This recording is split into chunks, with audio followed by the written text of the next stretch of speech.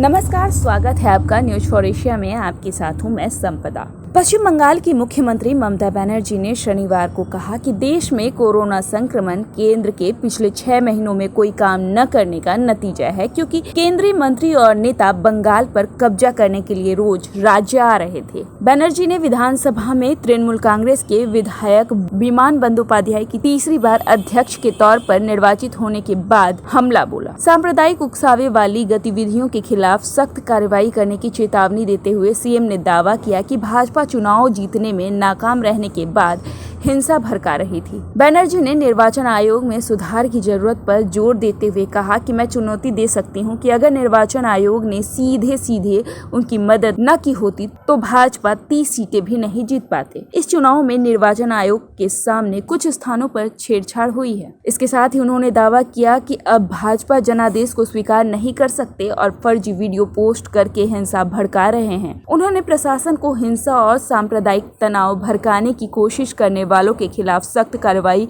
करने का निर्देश दिया। बनर्जी ने कहा कि केंद्रीय बलों के कर्मी RT-PCR कोविड-19 जांच कराए बिना चुनाव के दौरान राज्य में तैनात थे, जिससे यह संक्रमण फैला। मुख्यमंत्री ने दावा किया कि केंद्र ने पिछले 6 महीनों में कोई काम ही नहीं किया। इसके साथ ही उन्होंने कहा कि बंगाल में दोहरे इंजन वाली सरकार बनाने के लिए उन्होंने देश को बर्बादी की कगार पर ढकेल दिया है। पिछले 6 महीनों में केंद्र सरकार ने कोई काम नहीं किया है और वे बंगाल पर कब्जा जमाने के लिए रोज यहां आते थे। आपको बता दें कि कई केंद्रीय मंत्री और भाजपा शासित प्रदेशों में मुख्यमंत्री के अलावा पार्टी के शीर्ष नेतृत्व पश्चिम बंगाल में चुनाव प्रचार कर रहा था। बनर्जी ने टीकाकरण किए जाने की मांग करते हुए कहा कि केंद्र सरकार की प्राथमिकता नई संसद इमारत, प्रधानमंत्री आवास और प्रतिमाओं पर 50,000 करोड़ रुपए खर्च करने के बजाय टीकाकरण करने की होनी चाहिए। वहीं विपक्षी भाजपा विधायकों ने सदन की कार्यवाही का बहिष्कार कर दिया। Neglected COVID like anything only to win the election of Bengal.